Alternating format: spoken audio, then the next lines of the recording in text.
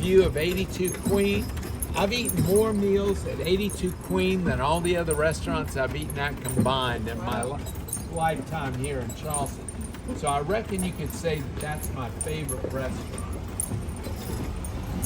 Now, I don't know if any of y'all have noticed, but we've been steadily inching uphill ever since we started this tour.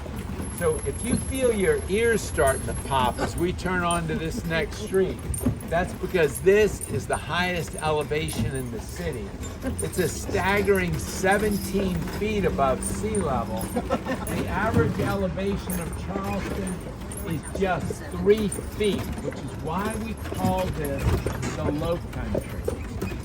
And do you folks from Orangeburg, do y'all know where the Low Country ends? It ends at Orangeburg. So when you're going home, when you're driving home and you're going down I-26, I want you to notice something, and that is that the road stays dead flat, dead flat, dead flat, dead flat, and then just before you get to Orangeburg, you start doing this. That is called the Orangeburg Scarp. It is actually a land formation that runs from Orangeburg all the way to New York State. And it's where the seacoast was about 20,000 years ago. And so it starts, those are actually sand dunes that you're going up. And that's why that area is called the Sand Hills, but it's called the Orangeburg Scarp. Now, Charleston has more antique buildings than any other city in the United States. We've got over 5,000. But right now, we're surrounded by modern buildings. Turns out the same fire that burned the circular church in 1861 burned 1/5 of the entire city. It quite literally cut the city in two. It started about where we began this tour, burned on a diagonal line right through the heart of town. It created an area so badly damaged, during and after the Civil War, they called this area the Burnt District. Today, we call it the 20th Century Scar. About the only good thing that came out of that fire is when it came time to build modern buildings like parking garages, we didn't have to tear historic buildings down. We just built them in the path of the fire. And as we come around this next building, you're going to see one of our most beautiful churches. It's the Cathedral of St. John the Baptist. Now that church burned in the Great Fire of 1861. They didn't get around to laying the cornerstone for the new church until 1890. They didn't complete the chapel until 1907, and they didn't put that steeple on until March of 2010. Now that is not a slip of the tongue. It took 149 years to rebuild. And you can see the sunlight shining through it. It's built like an open lattice. Now that's conformed with modern engineering codes. That's so that when another major hurricane strikes, it won't create a wind load. Nobody's surprised here about that, because we get hit by hurricanes way more often than I care to recall. Now that church is made out of Connecticut brownstone. It looks like the steeple is made out of brownstone, steel, and gold. That entire thing is made out of custom crafted, super lightweight composite material. That's so that when another major earthquake strikes, it won't crumble into the street. Did y'all know that Charleston is one of only 2 major cities in the lower 48 to be hit by an earthquake measuring greater than 7.3 on the Richter scale? Only Charleston and San Francisco. Oh, look out. There you go. Yes, sir. Ladies, I'll make you a bet. I bet you they're single. Yeah. They compensate for something. Oh, here we go. I'm so proud. Now, this house on the right is one of the 3 oldest houses in the city. We don't know which one is actually the oldest, but this is the oldest wood frame building. It was built in 1912. Really? I'm sorry, I can't talk over that.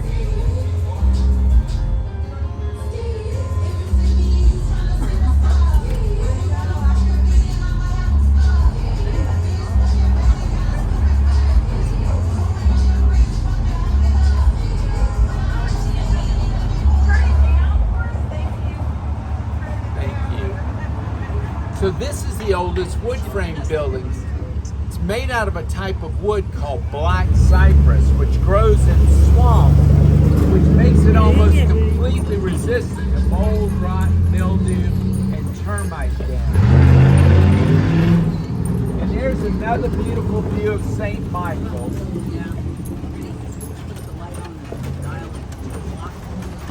Now, I was talking about the earthquake. We had an earthquake on August 31st, 1886. It measured 7.3 on the Richter scale. Charleston is the only major city that I know of that's been hit by major fires, major flooding, major snowstorms, major tornadoes, major hurricanes, and a major earthquake. And we've got 14-foot gators swimming in the waterways. So welcome to Charleston, y'all. Just relax. Has anybody told y'all where the epicenter for the earthquake was? No. Somerville, South Carolina. And see the black metal disc bolted to the walls on many of the buildings here on the right? Mm-hmm. Those are called earthquake bolts, earthquake washers. Those are actually connected to rods that run all the way through the building from front to back and side to side. That's how Charlestonians repaired damage done by the earthquake. They were too poor to tear the buildings down and start over, so they bolted the buildings back together. And anytime you see buildings like this or like this that you think are made of stone in Charleston, they're not. In almost every case, they're brick buildings like this that have been covered in a layer of stucco to make them look like stone. So that church in front of us is actually a brick building. Even the columns are brick, laid in a circular pattern. Now notice how rough and irregular this brick is. It's called Charleston gray brick or low country brick. It was handcrafted by the enslaved people of Charleston. So because it's handmade, it's got this really rough, irregular texture. Now, many people love that because it gives walls and buildings a naturally antiquated look. Those that didn't like it would cover it in stucco to make it look like stone. And what you chose to do was just a matter of personal taste. One is not superior to the other. Now, if you live or work in one of these old antique buildings, you cannot do anything to the exterior visible from the public right-of-way. You can't even paint your shutters the same color they already are without a permit. On porches, that's because screens are not historic.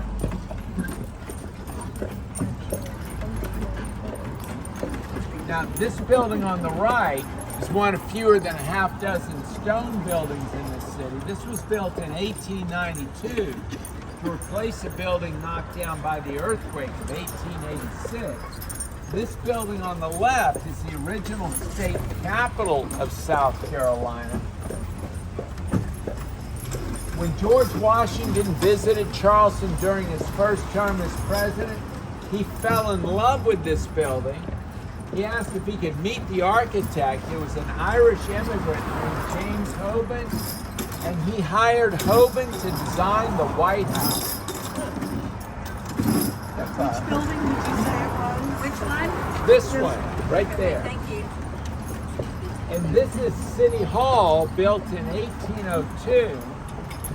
It's the second oldest continuously operating city hall in the United States. And look how thick the walls are. When I've been saying a building is brick, I don't mean a one-layer brick veneer. That's 3 feet of brick thick. All right, follow with me now.